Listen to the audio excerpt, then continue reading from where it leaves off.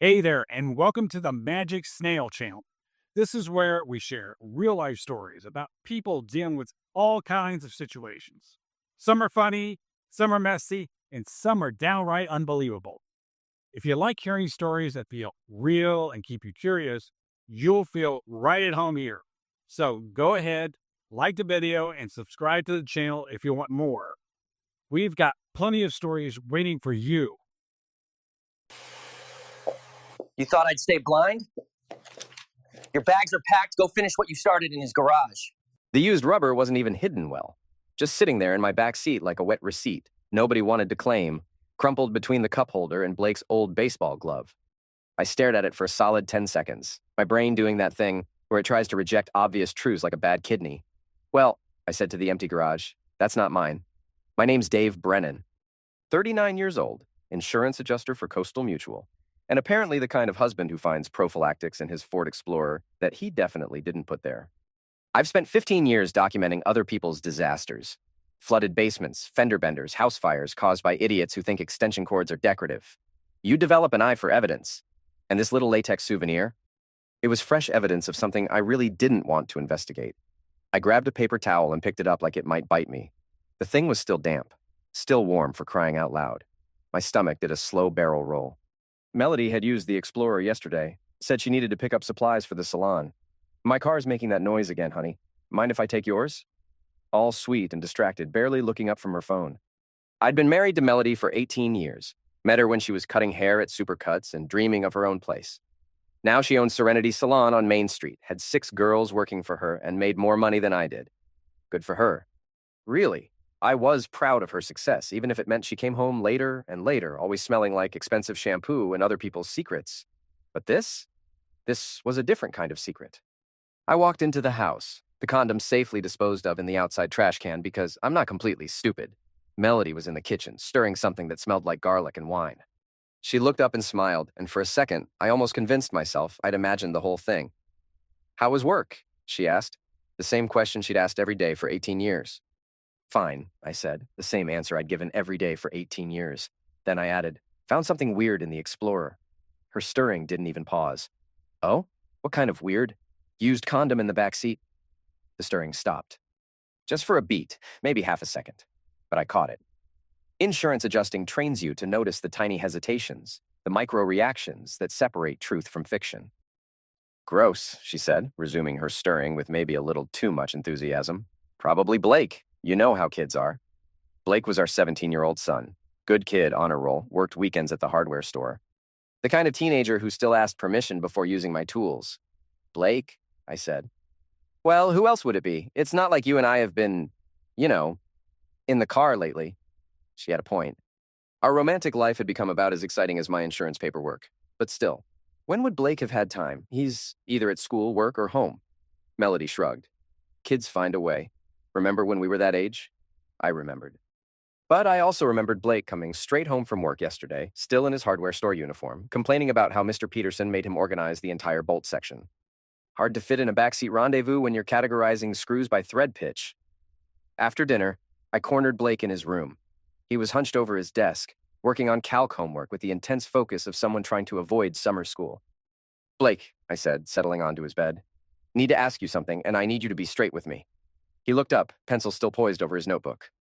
What's up, Dad? You been using my car for anything I should know about? His forehead wrinkled. Your car? No, why would I use your car when I've got the Civic? Just wondering. Found something in the back seat that made me curious. What kind of something? I studied his face. 18 years of bedtime stories and scraped knees and parent-teacher conferences had taught me Blake's tells. When he lied about finishing his homework, his left eye twitched. When he snuck cookies before dinner, he couldn't meet my eyes. When he'd crashed his bike into Mrs. Patterson's fence and blamed it on the wind, he'd rubbed his nose like it itched. Right now, he just looked confused. Never mind, I said. Probably nothing. But it wasn't nothing. And that night, lying in bed next to Melody as she scrolled through her phone with the blue glow painting her face like a corpse, I started doing what I do best, investigating. See, insurance adjusters are professional skeptics. We take people's stories and poke holes in them until either the truth emerges or the lies collapse. It's not personal, it's just math. Numbers don't lie. Timelines don't lie. Physical evidence doesn't lie. People, though, people lie all the time. I keep detailed records of everything. Mileage logs for tax purposes, gas receipts, maintenance schedules. It's boring as heck, but it saved me thousands over the years. So when I pulled out my little notebook and started checking Melody's story against the numbers, things got interesting fast. Yesterday, she'd said she went to pick up supplies for the salon. The beauty supply warehouse was 12 miles away. Round trip, maybe 25 miles with traffic and a stop for coffee. But the Explorer had 38 additional miles on it when she brought it back. Where had she been for those extra 13 miles? I pulled up Google Maps and started playing with routes. The beauty supply warehouse was north of town. 13 extra miles could take you a lot of places. Like maybe to that sketchy area off Old Mill Road, where all the automotive shops clustered together like metal mushrooms after rain. The next morning, Melody left for work early. Opening early for Mrs. Patterson, she said, pecking my cheek with lips that tasted like coffee and secrets. She's got a wedding to attend. After she left, I did something I'd never done in 18 years of marriage. I went through her stuff. Not in a creepy, controlling way. At least, that's what I told myself. Just a quick professional assessment of the available evidence. Her car was making that noise she'd mentioned. A squealing sound from the brakes that meant the pads were shot. Easy fix. Maybe $200 at any decent shop. But Melody had always been weird about car repairs. Said mechanics tried to rip off women, overcharged for simple jobs. Fair enough. I'd seen it happen. But then I found the receipt. It was tucked in her console, folded small like she'd tried to hide it. Todd's Automotive, brake service. $50. Dated 3 days ago. $50 for brake pads? Either Todd was running a charity, or this wasn't just about brakes. I knew Todd's Automotive. Dingy little shop in a converted gas station. The kind of place that specialized in quick fixes and questionable inspections. I'd driven past it 100 times, but never paid attention. Now I was very interested. During my lunch break, I took a drive. Todd's was exactly what I expected. Oil-stained concrete, hand-painted signs advertising fast service and all work guaranteed, and a collection of vehicles in various stages of mechanical autopsy. But the guy behind the counter, Todd presumably, wasn't what I expected at all. He was maybe 40, built like someone who threw around tires for a living, with the kind of arms that came from actual work instead of a gym membership. Decent looking, I guess, in that rough around the edges way some women seem to find irresistible. He had a tattoo sleeve on his left arm, and the kind of smile that probably worked on soccer moms and hairdressers. "Help you with something?" he asked, wiping his hands on a rag that had seen better decades. "Just looking around," I said. "My wife mentioned you guys. Said you did good work. What's her name? I might remember her." "Melody. Melody Brennan. Drives a blue Honda." His smile got a little wider. "Oh, yeah, Melody. Great lady. Real friendly. She mention anything specific about the work?" Something in his tone made my teeth itch. "Real friendly. Sure she was. Just the brakes," I said. "Said you guys were real thorough," Todd laughed. "We aim to please. Customer satisfaction is our #1 priority." I wanted to hit him. Right there in his greasy little kingdom, surrounded by wrenches and the smell of motor oil and broken dreams. But insurance adjusters don't hit people. We document. We gather evidence. We build cases. So I smiled back and said, "I'll keep that in mind." That evening, I did what any reasonable husband would do when faced with mounting evidence of his wife's infidelity. I bought a GPS tracker on Amazon. $39 for a device the size of a matchbook that could tell me exactly where my Explorer went and for how long. Technology was amazing. Marriage, not so much. The tracker arrived 2 days later. I installed it under the rear bumper during my lunch break, right next to the spare tire mount where it wouldn't be found unless someone was really looking. The magnetic case stuck like it was welded there. Then I waited. Melody used the Explorer twice that week. Both times, according to the GPS app on my phone, she made the same mysterious detour. Beauty supply warehouse first, just like she said. But then, a 15-minute stop at a location that turned out to be a small motel parking lot. Then another 20-minute stop at Todd's Automotive. The sequence was always the same. Supplies, motel, garage. Like a cheating wife's version of a circuit training workout. I started taking pictures. Not of Melody. That felt too much like stalking. But of her car parked in places it shouldn't be. Evidence, documentation, the kind of proof that would hold up in court if things went that far. And things were definitely heading that far. The confrontation happened on a Thursday. Melody was lying on the couch, feet tucked under her, scrolling through her phone with that little smile that used to mean she was looking at pictures of Blake or cute animals. Now it made my stomach clench. Her phone buzzed. A text message. The smile got wider. "Who's that?" I asked, trying to sound casual. "Just Sarah from the salon, asking about tomorrow's schedule." Another buzz, another smile. "Busy night for Sarah," I said. She's got questions about the new inventory system. Buzz, smile. This time, she actually giggled. Must be a pretty funny inventory system. Melody looked up, and for just a second, I saw something flash across her face. Guilt, maybe. Or irritation at being caught. It's just work stuff, Dave. You wouldn't understand. That's when I did something that probably crossed a line. While she was in the bathroom, I grabbed her phone and airdropped the screen to our smart TV. The conversation filled the 70-inch display in high-definition glory. Todd, can't stop thinking about this afternoon. You're incredible. Melody, you're not so bad yourself. Same time tomorrow? Todd, can't wait. Bring that thing you did with your... That's when Melody walked back in and saw her private conversation broadcast like the evening news. Dave! She lunged for the TV remote, but I was already holding it. Inventory system? I said. Is that what we're calling it now? Her face went through about 6 different expressions in 2 seconds. Shock, anger, embarrassment, defiance. She settled on indignation. You went through my phone. How dare you? How dare I? How dare I? I stood up and 18 years of marriage dissolved like sugar in rain. You're screwing some grease monkey in his garage and you're mad at me for finding out? It's not what it looks like. It looks like you're cheating on me with Todd from the auto shop. What am I missing? Melody sat down heavily like someone had cut her puppet strings. For a moment, I thought she might actually tell the truth.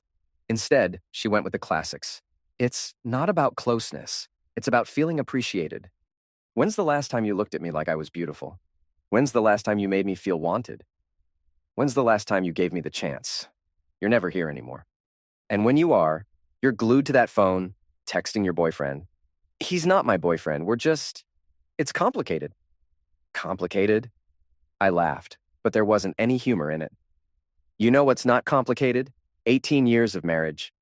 A kid who looks up to both of us. A life we built together. A life that was dying anyway, she shot back. When's the last time we did anything together? When's the last time we talked about something that mattered? You come home, eat dinner, watch TV, and go to bed every day. For years. She wasn't wrong, but she wasn't right either. So the solution was to start sleeping with the first guy who showed you attention? Todd makes me feel alive again. He listens to me. He thinks I'm funny and smart and beautiful. I think you're all those things. No, you don't. You think I'm convenient. There's a difference. We stared at each other across the living room that had been our shared space for almost 2 decades. The TV was still showing her text conversation, frozen on Todd's last message about bringing that thing tomorrow. So what now? I asked. I don't know, she said, and for the first time in months, she sounded honest. I really don't know. But I knew, because I'd spent my entire adult life evaluating risk and planning for disaster. And this was a disaster that needed managing. The next day, I started building my case. First, I did what I do best, research. Todd Garrison, 38 years old, owner-operator of Todd's Automotive. Divorced twice, current child support payments to 2 different women, liens against his business for unpaid taxes. The kind of guy who probably thought my wife's salon money looked pretty attractive. But here's where it got interesting. Todd's business license had expired 6 months ago. He was operating illegally. His insurance was lapsed. His inspection certification was suspended for irregularities that basically meant he was passing cars that shouldn't be on the road. I called in a few favors. When you've been processing claims for 15 years, you get to know people. The guy who handles commercial inspections owed me for smoothing over a claim where his nephew had totaled a client's BMW. Time to collect. Dave, buddy, Jimmy Patterson said when I called him. What can I do you for? Need you to take a look at a shop that might not be up to code. Todd's Automotive on Old Mill Road. What kind of look? The kind that might shut him down if he's operating without proper permits. Jimmy chuckled. I like your style. Give me a week. While I waited for bureaucracy to work its magic, I started planning phase 2. Melody's Salon was having its annual customer appreciation event next month. Big party, wine and cheese, discounts on services. All her regular clients would be there. Including, I was betting, several women who might be interested to know about Todd's customer service philosophy. I volunteered to help with the setup. Really? Melody looked surprised when I offered. We'd been doing the polite roommate thing for 2 weeks, sleeping in the same bed but staying on our respective sides like the mattress was mined. Sure, I said. I've got that projector from work. Thought you might want to do a slideshow. Show off the salon, maybe some before and after photos. That would be great, she said, and I could see her mentally calculating whether this meant I was ready to forgive and forget. I wasn't, but I was ready to document and distribute. The customer appreciation event was scheduled for a Saturday afternoon. I spent the previous week preparing my presentation. Not before and after photos of hairstyles, though. Before and after photos of my marriage. I had pictures of Melody's car at the motel, pictures of her car at Todd's shop, screenshots of text messages, copies of receipts from her purse, GPS tracking data showing times and locations. A complete timeline of every lie she'd told me over the past 2 months. I also had something else. A recording of Todd bragging to one of his buddies about this rich salon owner who can't get enough. Apparently, Todd was a talker. And apparently, he didn't know that the guy installing new speakers in his garage was wearing a wire. Okay, not a wire. Just a phone with a voice recording app, but it sounded more professional to think of it as surveillance. Saturday came. The salon was packed with Melody's clients, all dressed up and ready to celebrate. I set up the projector while she mingled, playing the part of supportive husband one last time. "Ladies," Melody called out when it was time for the presentation. My husband Dave has put together a little slideshow about our journey here at Serenity Salon. Dave? I took the microphone and looked out at 35 women who trusted Melody with their hair, their gossip, and their Friday night plans. "Thank you," I said. "This has been quite a journey." The first slide was our wedding photo. Melody at 21, me at 22, both of us grinning like we'd won the lottery. A few women sighed appreciatively. The second slide was the salon's grand opening. Melody cutting the ribbon while I held Blake, who was maybe 6 months old and screaming. The third slide was last month. Melody's Honda parked outside the Starlight Motel at 2:17 p.m. on a Tuesday when she was supposed to be at a hair show in Portland. The room went very quiet. "Now," I said, "some of you might be wondering about our commitment to customer satisfaction. Melody's always believed in going above and beyond for her clients, sometimes literally above. Sometimes beyond what most people would consider appropriate in a professional relationship." The fourth slide was a text message. "Can't wait to see you tomorrow. Bring the red thing." The fifth slide was Todd's response. "You know what you do to me in that red thing?" Melody was standing by the refreshment table, her face cycling through expressions like a slot machine landing on jackpot, bankruptcy, and cardiac arrest. "Dave," she said, her voice barely a whisper, "what are you doing?" "Providing full disclosure," I said. "I think your clients deserve to know exactly what kind of services you're offering these days." The sixth slide was the receipt from Todd's Automotive, $50 for brake service on a Honda that hadn't needed brake work. The seventh slide was a photo of Todd himself, shirtless and grinning, which I'd found in Melody's phone. Sarah Martinez, one of Melody's oldest clients, stood up. "Melody, what the heck is this?" "It's not what it looks like," Melody said, which was becoming her catchphrase. "It looks like you're screwing around on your husband," said Janet Wilson, who'd been coming to the salon since it opened. "With some garage mechanic." "Ladies," I said, "I want you to know this doesn't reflect on the quality of hair services you've received, just on the quality of marriage counseling you might have witnessed." And that's when Melody snapped. "Shut it off!" she screamed, lunging for the projector. "Turn it off right now!" But I wasn't done. The eighth slide was the real kicker, a photo of Todd's rap sheet. 2 arrests for fraud, 1 conviction for writing bad checks, and a restraining order filed by his second ex-wife. "Your boyfriend's quite the catch," I announced to the room. "Really knows how to treat a lady." "Just ask his ex-wives." The room exploded, women talking over each other, asking questions, demanding answers. Melody ran for the bathroom, leaving me alone with her clients and my slideshow of evidence. "Dave," Sarah said, approaching me with the careful steps of someone navigating a minefield, "how long has this been going on?" 2 months that I can prove," I said. "Maybe longer." "And you're sure?" I clicked to the 9th slide. A recording app interface with a play button labeled Todd's Greatest Hits. I pressed play. Todd's voice filled the salon, tinny through the projector speakers, but clear enough. "Man, this chick is crazy for me. Owns that fancy salon on Main Street. Married to some boring insurance guy. She comes by twice a week, sometimes 3 times. Can't get enough." His friend's voice.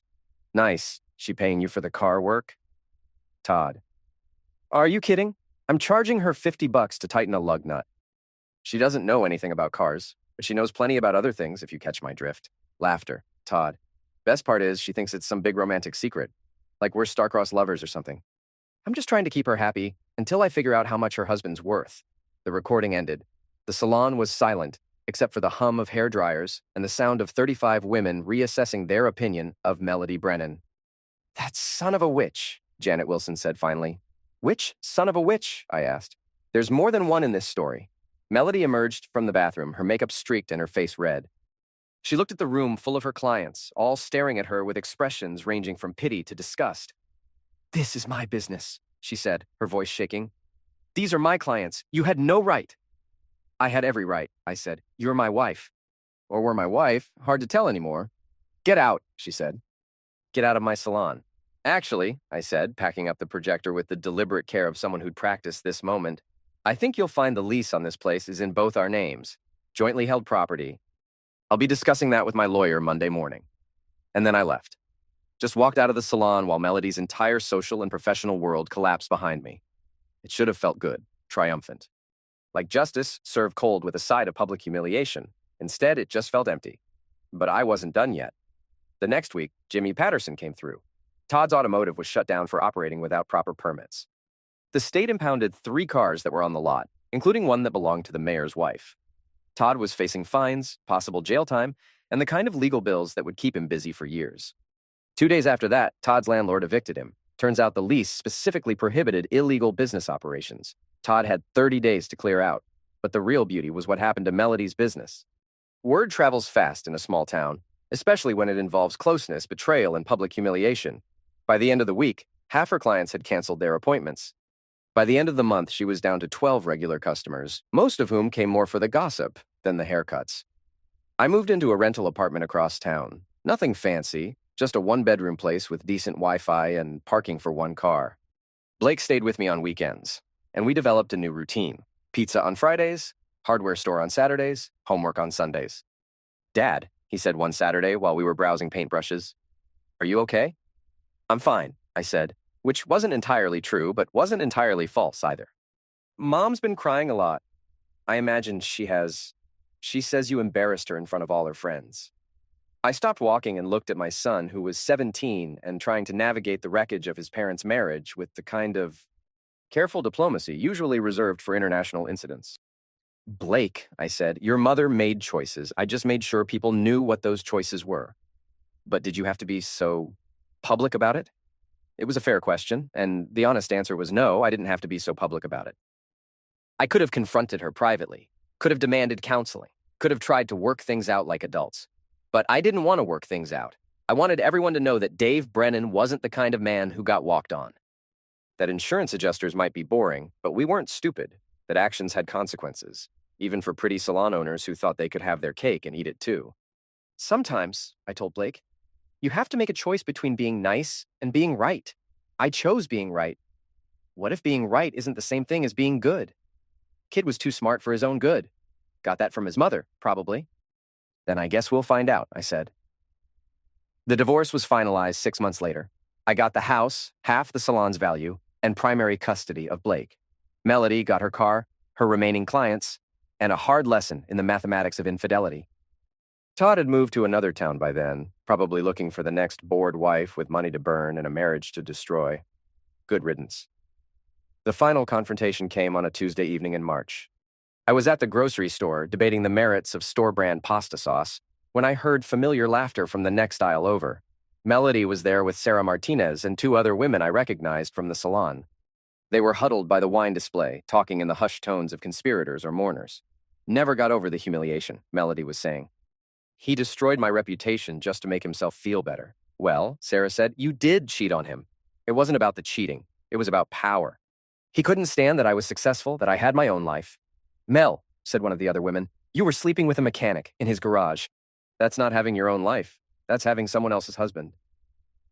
I almost walked away then, almost pretended I hadn't heard anything and continued with my grocery shopping like a civilized person. But 18 years of marriage and 6 months of aftermath had worn away most of my civilized impulses. I rounded the corner with my cart. "Ladies," I said. They all turned. Melody's face went pale, then red, then some color that didn't have a name. "Dave," she said. "Melody." I nodded to the others. Sarah, Jennifer, Lisa. They mumbled hellos and suddenly became very interested in wine labels. "Funny running into you here," I said to Melody. "I was just thinking about reputation." "Were you?" "Yeah. Specifically, I was thinking about how reputation is like credit. Takes years to build, minutes to destroy, and sometimes the person who destroys it isn't the person who built it." Melody straightened her shoulders. "Is that supposed to be profound? Just an observation. From someone who spent his career documenting other people's disasters and creating a few of his own." I smiled. "I didn't create anything, I just provided full disclosure. Same thing I do at work every day." "You humiliated me. I documented your choices." "There's a difference. We stood there in the grocery store wine aisle, surrounded by bottles of dreams and regrets, having the conversation we should have had 6 months earlier. But 6 months earlier, she was still lying about Todd and inventory systems and brake repairs that cost $50. I loved you, she said finally. I loved you too, I said, but you loved someone else more. It wasn't love, it was just excitement. Something different. Something different. I tested the words like they were evidence in a case I was trying to solve. You threw away 18 years of marriage for something different. Those 18 years were dying anyway. We both know it. Maybe she was right. Maybe we'd been sleepwalking through our marriage for years, going through the motions without the emotions. Maybe Todd had been just the symptom, not the disease. But maybe doesn't matter in insurance work. Maybe doesn't matter in divorce court. Maybe doesn't pay alimony or explain to your kid why mommy and daddy don't live together anymore. Well, I said, now you've got all the different you can handle. I started to push my cart away, then stopped. Melody! She looked up, hope flickering across her face like she thought I might apologize. Like I might take back the slideshow and the public humiliation and the systematic destruction of her social life. Next time you want something different, I said, try asking for it before you go looking for it in someone else's garage. I left her there with her friends and their wine, went home to my apartment, and made dinner for one. Blake was at his mother's that night, probably listening to her cry about how mean his father had become. And maybe I had become mean. Maybe turning someone's private betrayal into public entertainment crossed a line that decent people don't cross. Maybe there were better ways to handle infidelity than humiliation and scorched earth revenge. But sitting in my quiet apartment, eating store-brand pasta with store-brand sauce, I couldn't bring myself to regret it. Melody had made her choice when she decided our marriage was worth less than whatever excitement she found in Todd's greasy hands. I'd made mine when I decided that choice deserved consequences. Some people might call that wrong. I called it justice. The kind of justice you get when boring insurance adjusters stop being boring and start being thorough.